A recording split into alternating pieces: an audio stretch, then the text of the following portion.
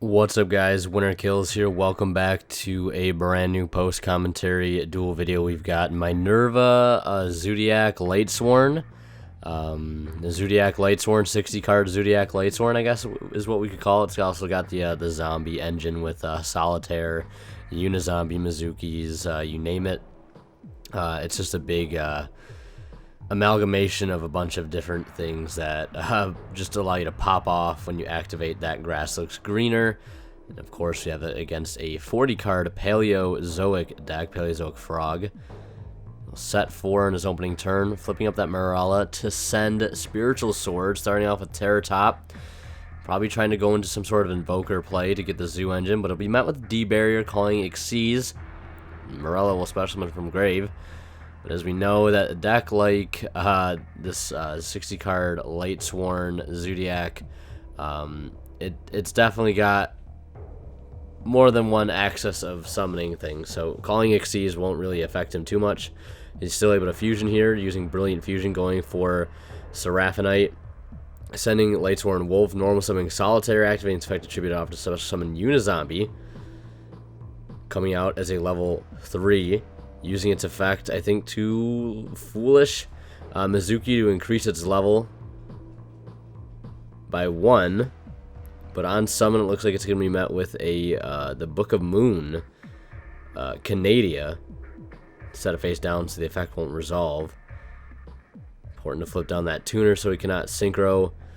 And then he's going to activate that Grass Looks Greener. I think he ended up milling into anything Lightsworn related. Or else we would have seen maybe a wolf get summoned, but his field's actually full right now, so it doesn't even matter. I don't think I saw Fairy Tale Snow. Maybe I did, and I just didn't notice.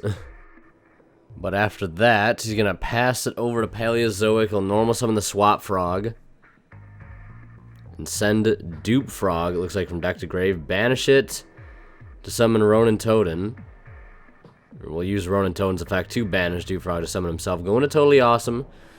One of the, obviously the better rank 2s that Paleozoic can go into. We'll swing over to Lightsworn Wolf for, I think, 100, because I'm pretty sure Wolf has got 21. He'll detach during the standby phase to summon out a Dupe Frog. Now, Dupe Frog is the only card that can be attacked.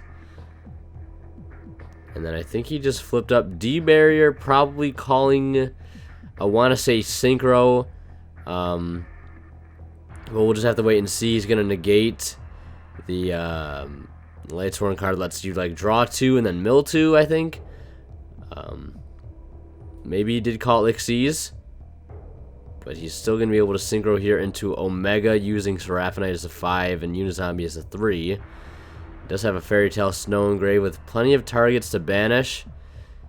He'll run over Totally Awesome, and then immediately afterwards, summon out Fairy Tale Snow by banishing 7 from his graveyard, and then go Mizuki and send, or Unizombie send Mizuki, using Mizuki to, of course, special summon out the Unizombie. Gonna synchro for 8 here using Fairy Tale Snow, and the now level 4 Unizombie to go into another Omega. And then returning 2 things to his grave during a standby phase. One of them Mizuki, one of them Brilliant Fusion. Probably just an extra target for Fairy Tale Snow. And then summon a Dupe Frog. He'll chain both Omegas, hitting 2 cards out of his hand. I think the only 2 cards he had left in his hand. So very good hit there. Hitting the Wabuku and a Max C. Important cards to know that he has.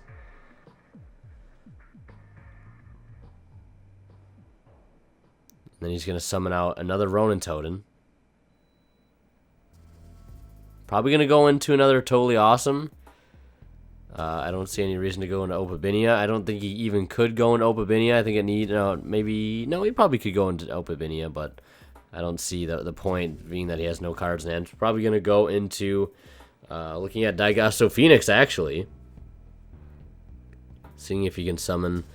It does look like he can summon another Toad. He does have, I think, another Ronin Toad engrave. I think he just used Swap Frog's effect. He summons Daigasto Phoenix, and then immediately on summon, he will go for Fairy Tale Snow to set it face down. Still has not been able to do anything with Terratop or take Tomborg. And I think he's going to scoop it up right there. Minerva, Lightsworn will take game 1. And there's a Max C. This is still pre-list. The actual list is not in effect yet, but I will have some videos post-list of some of the meta decks and some non-meta decks playing off in the new format before the new format's officially out. Because ever since the list has been released, me and my friends have actually been just testing the new list. Like I said, we're getting ready for YCS Pittsburgh. I think a lot of my other friends are playing Zodiac. I'm still playing 60-card Infernoid. I don't know if I'll end up playing Zodiac. You know, it's definitely still viable. 60-card Infernoid, or maybe Paleo. I don't know. We'll have to see. I'm still not sure as of right now. Because, you know, in between now and YCS Pittsburgh, we've got the Dinosaur Structure deck that comes out, and we also have the Maximum Crisis release, which will put True Dracos in the game full swing. And I might play Draco Dino at that event as well. I've been picking up the True King stuff, some Dino stuff, some Logias, some stuff like that. Just kind of, you know, getting all my options together. You know, what can I play? You know, what's going to be best. And it's too hard to forecast right now, in my opinion. Specifically because the event's so far away, and we have plenty of releases between now and then. And we also have Duel Saga on the 31st, which is going to be bringing a ton of new cards to the game. I think there's like either 40 or 60 brand new cards, and then there's like so many reprints of cards we already have. So you're getting a bunch of brand new TCG cards and a bunch of reprints of some really good cards, like Bryanak, Imperial Order, a lot of the stuff that just came back. Bryanak, if I already said that. Psalm Warning, Logias, like all the good stuff. Monster Gate's getting printed as an Ultra. I'm so happy about that. There's the Minerva. There's Minerva. He ended up picking up that Minerva for $400. Friend here on the left, he is a master when it comes to vending cards and stuff. But yeah, he ended up picking it for 400. I think the only reason because it has like a small little crease towards the top, but still definitely 100% playable. Picking up a prize card for that cheap, I mean, who wouldn't take that offer? I don't care if it's got a little bend on the top of it. I mean, for a card that good for what it does in this deck, I think that's definitely a steal. And he showed me the little bend in it, and it's not even I wouldn't even call it a bend. It's like a tiny little line in the middle top of the very top of the card. You can't even really see it, but it's there. So it does obviously take away from the value, but tournament, playable, cheap. That's what you want. Minerva dies, so it mills. Hit a Mizuki, so that's pretty good. It's got plenty of stuff in grave. Totally awesome using the effect in standby phase. Going for Swap Frog this time. And Omega returns. And then there's Raiden. Debating whether or not he wants to negate Raiden. Get some mills, not get any more mills. He's got a loaded graveyard as is. He did mill that Mizuki, so he will negate the Raiden and set it to his side of the field. I don't think he could use it for synchros, but I don't think that really matters too much. Using Mizuki now. Doesn't have to worry about any negations or revive Unizombie and swing over his two other monsters. Leave the Raiden set on his side of the field, as it probably won't do him too much. And then he'll use Omega to knock that card out of his hand. And I think he might end up using Raiden here. I'm not entirely sure. But as I was talking about earlier, like, right now it's just kind of too hard to forecast for me. You know, what I'm going to play at YCS Pittsburgh. I don't know. Like, I could play 60-card Infernoid because I'm very confident with the build that I have to play against Zodiac and Paleo, which I feel like will be some of the most represented decks at that event. You know, Zodiac, even with getting rat hit to 2 It's still very, very viable. Still very, very good deck. Arguably one of the best. But I think 60 card Paleo is the best deck of the format. If I had to put it down to choosing one, I'd have to say that. So there's Anti-Spell. He did flip that Anti-Spell. Milling 2 for Raiden. Might as well put a trap engrave, maybe. End phase mill 2 traps. And Omega comes back. You know, swing into his Raiden. And pass. His turns are going to get a lot slower now that there's an Anti-Spell on the field, which kind of sucks. And not to mention, now that Paleozoic, like, just the deck it is, it's a trap-heavy deck. It has the access to play Anti-Spell, and now it's going to have the freaking access to play Imperial Order, which is disgusting. My God. We've been testing with Imperial Order. Like, it's a one of staple on every deck now, in my opinion, but because most decks can turn it off. Zodiac can turn it off. Inferno can turn it off. Paleozoic doesn't really hurt Paleozoic. They only play like 9 or 10 spells. But the card does steal games. It's insane. And an interesting little story time here. One of the people who sort of like pioneered, you know, Yu-Gi-Oh in my local area, at my local card shop that I go to all the time to test or for tournaments or whatever, played back long ago in 2003 to 2005 formats, like competitively, well, ICSs and stuff. Was able to play in that format, maybe a little later on to 2006. I'm not entirely sure. When I wasn't playing, though, long before I started playing competitively, he was a master at this game. Topped, I think, a couple YCSs himself. Amazing guy. He actually ended up building my brother, when he was a lot younger, a Yada Chaos beatdown deck for him when he had no idea what he was doing. So definitely one of the most well known players, I would say, at least in our local area.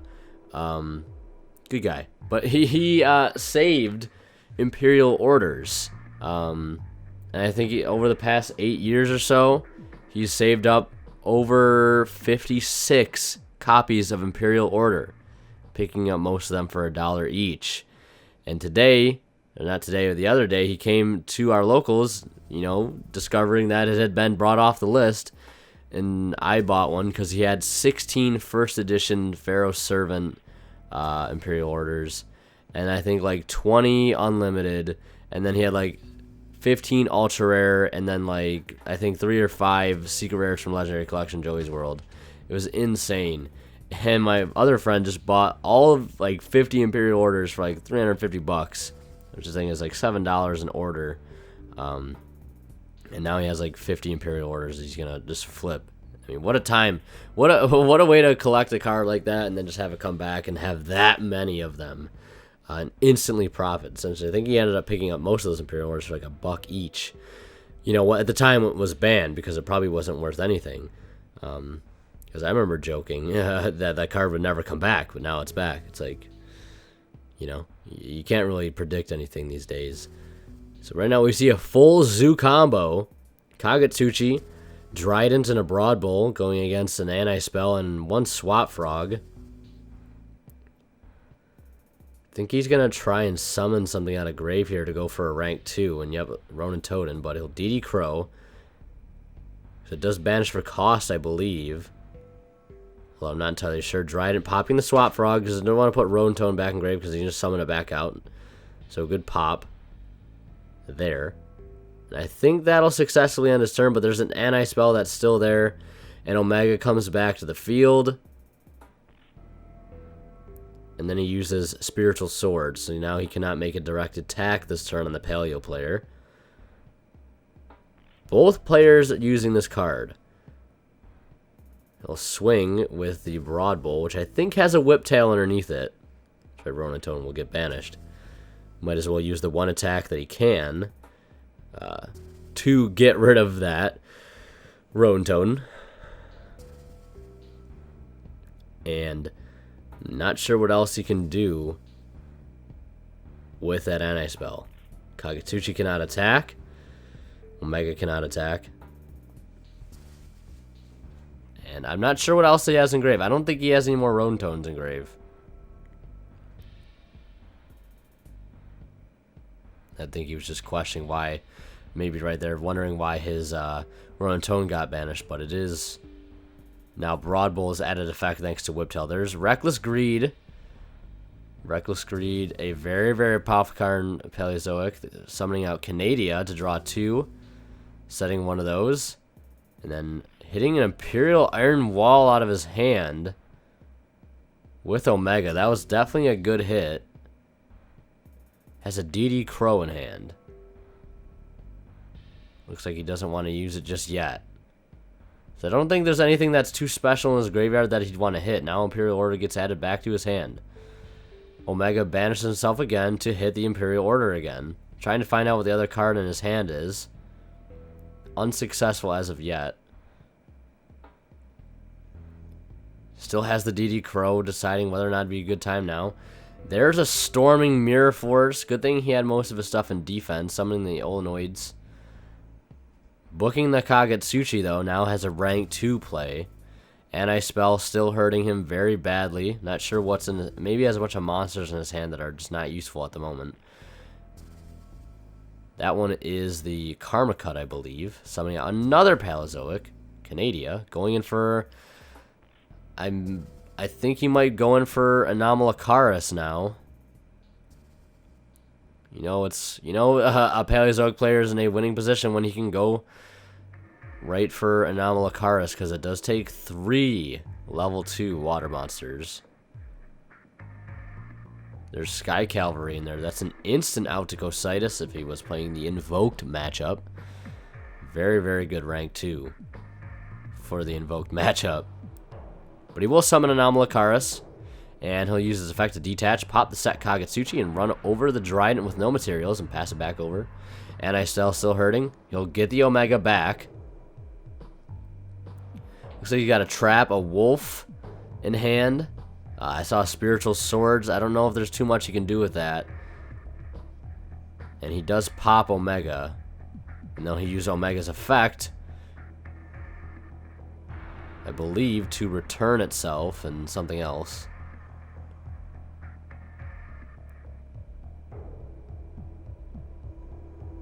Not too sure of Omega's other effects, but there is Mizuki summoning out Solitaire. And then Emerald returning. Looks like Seraphinite, Minerva, and Garnet. He'll draw 1 card, and it's Brilliant Fusion. But he cannot play it, because there is a goddamn Anti-Spell on the field. And now, Paleozoic, if they wanted to, could play technically 4 extreme spell hate cards in a very trap-heavy deck. So here we are in Game 3. Minerva will take the L. There's Swap Frog. He'll get a Max C dropped on him. Debating on what he wants to search or send. Looks like he's sending Swap Frog. So he has Swap and Ronin in grave. So right now he could go for a rank 2 play, and it looks like he will.